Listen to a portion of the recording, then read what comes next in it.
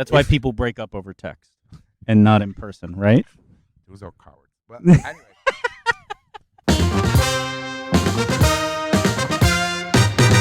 Me, same. I did some carpool karaoke, but You did. it isn't your jam. I feel back at. That's not my jam. It's like This I feel just like feels weird. Should we set the scene for everybody? yes, yeah, because people won't even. It's the first time that we're meeting each other in real life Correct. in a car, which is. Well, we were not in a car No. when we met. Let's make sure. I wasn't kidnapped. But we're parked in a car now, Yeah, right in front of my Airbnb. right in front of your Airbnb in Flushing, Queens, New York, Just flew in for this for 24 hours. for 24 hours. Well, I think the real reason you're here is later Just to- no. later tonight. Well, yeah, that is going to be like the Beyonce of all time, I would say. All right, so let's set the scene. Who is that? That is my all-time favorite, the one that made it all happen for my career.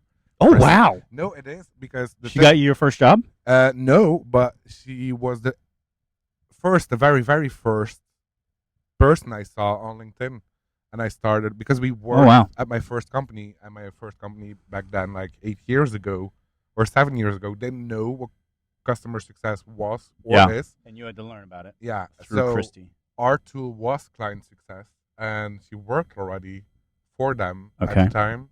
And I started following her, and she is the foundation of what I love to do, I would say. And then I got the chance to follow you on LinkedIn. He's the What's wor- up, lifers, No. and welcome to the Daily Stand-Up. No, static. If there is one thing about Dylan is that he hates compliments online. The way that I give him compliments in real life, it's been the joy of my life. What's up, lifers, and welcome to the Daily Stand-Up with Lifetime Value, where we're giving you fresh ideas for customer success every single day. I've got Stino here. Stino, do you want to say hi? Hi, everyone. Live from New York. Live from New York. And I am your host, Dylan Young.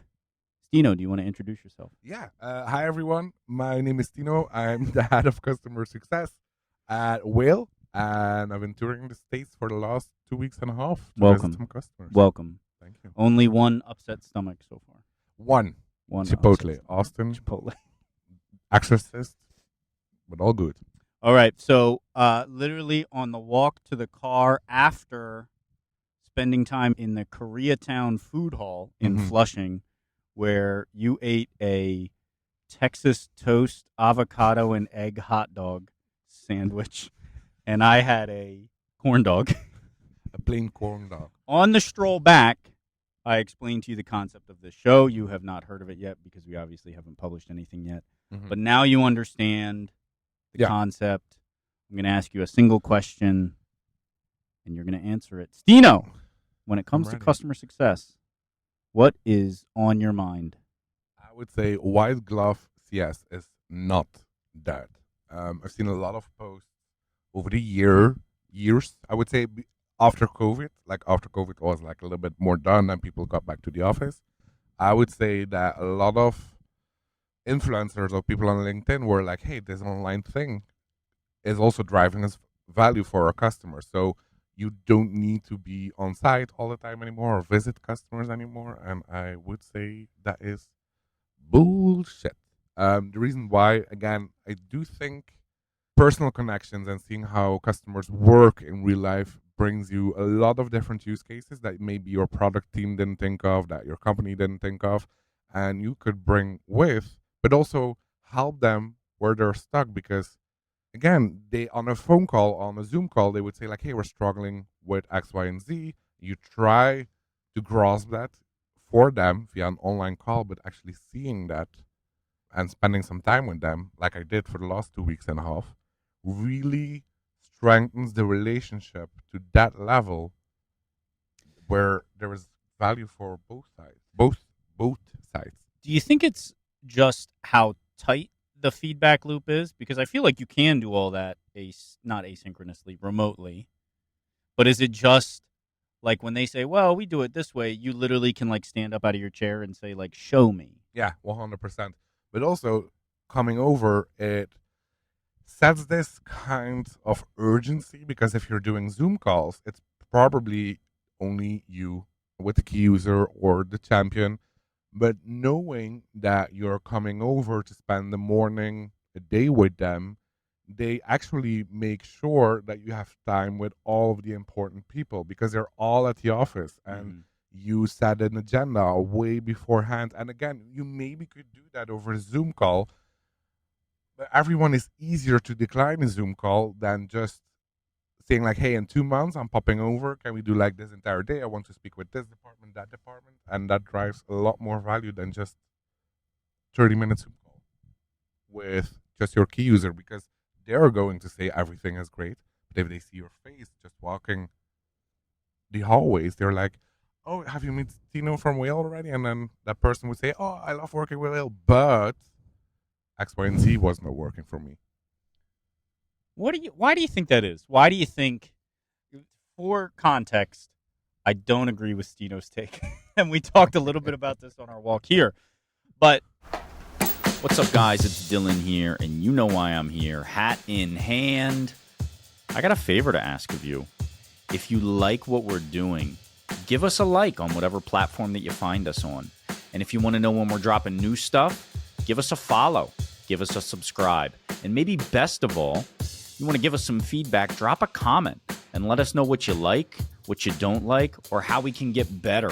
We want to make sure we're giving the best content we can to you and others within the community. Thanks so much, guys. I'll let you get back to the show.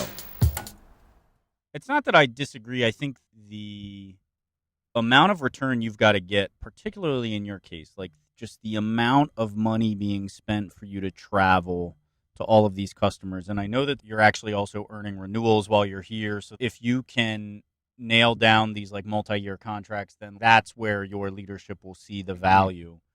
But I want to go back to my question, which was, why do you think people are more honest in person, more forthcoming in person? They want to introduce you to people. Like I always made a habit of anytime I was on the phone with someone and they were in a good mood on a Zoom with someone, I'd say like, hey, is there anybody else you think I should know that may have a problem that we may be able to solve? Keep that very broad. Like I may not be able to help them, but maybe I can network and find somebody for them, so on and so forth. Just introduce me to as many people as possible. And I had pretty good luck with that. But it sounds like you think that it just is so much easier in person. And I wonder if you have any theories as to why. It is because I think people are just getting also fed up with that entire Zoom again, or that digital. I have the feeling we did that for a long time during COVID and it made our lives much easier. But whenever I'm now at a client, they're at the end of the day, they're expressing that it's so much nicer seeing someone sitting in front of them because people are just getting fed up with that entire remote thing. Again, from a business perspective, you would disagree. Yeah. But of course I would. And there is also a sense of urgency behind the entire thing. Don't get me wrong. I do believe, and I said that to Alex Turkovich last week as well, white glove and digital can make the perfect baby.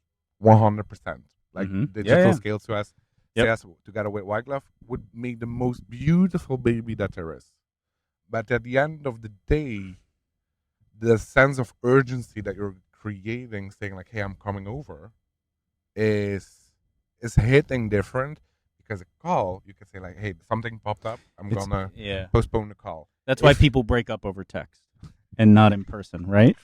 Those are cowards. But anyway, if you actually say like, hey, I'm over there, and it doesn't matter because, okay, now I'm from Europe over here, but I did it with my previous company as well, which was all Belgium related and Netherlands. If you set a date coming over, it's most likely that people see the sense of urgency and free up their day instead of making it that easy to just cancel a call. Grab them to set another date that works for the both of you. Yeah. So having that day, that morning, that afternoon, that lunch, that dinner, that sleepover, doesn't matter, set Really? I didn't I say hope it's that last one. I hope it's that last one. slumber party. But that really creates a sense of urgency, and in that sense, it drives much more value. How much more pressure do you think it puts on the likes of you or any other person in that position to then deliver? Yeah, 100%. The pressure and the anxiety is way through the roof. Yeah. Not just while Uh, you're here. Like you and I talked about how exhausting it is, Yeah. like just always being on and asking these questions, and it's not always good news, and you have to constantly be like thinking about Yeah. how to solve for their issues. I have this funny saying of, a meeting goes well, particularly in customer success, if you leave it with more work to do Yeah. than you entered it. And so you're here for what, 27 days? Mm-hmm. You'll have enough work to do for the rest of the year. Yeah, 100%. And already a lot of work went into the preparation, like 3 months of work. So I kicked off in January Oh my goodness. and left at the beginning of April. So the first 3 months of the year were like, my anxiety was through the roof, but good. I like good energy, good anxiety, if you want to call it. But now as well, with clients, I did 14 sessions with every client because I wanted to hear and speak with every department that they run on. That's because Yeah. Whale, I just want to give a little background as well. If you work for a company, most of the tools in like the tech space, SaaS space, are often for one process for one team. What Yep. Whale is caters to every department. So that's why I wanted to do these 10, 12, 14 day And it's that much sessions. more important to understand how they interact with one another. Yeah. And, yep. And then I had to, those were tiring, but gave me so much insight, so much value, so much work as well. And at the end of the day, I closed 3-year contracts in an economy that is super unstable Yeah. for now. Yeah. So in that sense, yeah, it does work a lot. Yeah. That you are living proof.